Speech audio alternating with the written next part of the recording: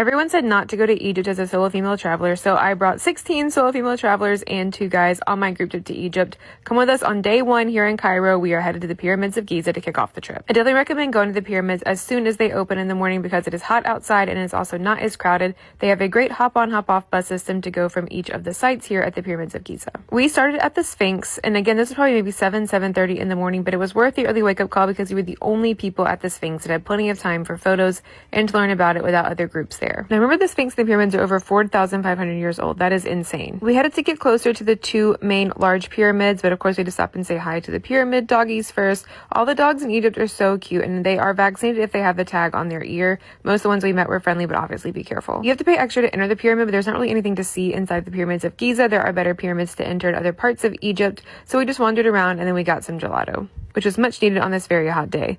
Up next, it was time for a camel ride, and I will say for animal ethics reasons, if you're going to do a camel ride, you want to do a camel ride, work with your local guide to find an operator that takes good care of their camels because they do not all do that. It's a pretty short ride. In Morocco, I did like 2 or 3 hours on a camel, and that was a lot. This was not bad at all, maybe like 15 minutes, even though my camel did try to knock over my friend's camel. To be perfectly honest, it is really just a photo op in front of the pyramids, but it is awesome. And if you've never ridden a camel before, it's worth the experience. Plus, these guys are well fed, so I felt good about that. In the afternoon, we headed back into downtown Cairo from Giza. We did some shopping at an Egyptian cotton store. I got this little house dress I'm really excited to wear. It's so breezy for the summer.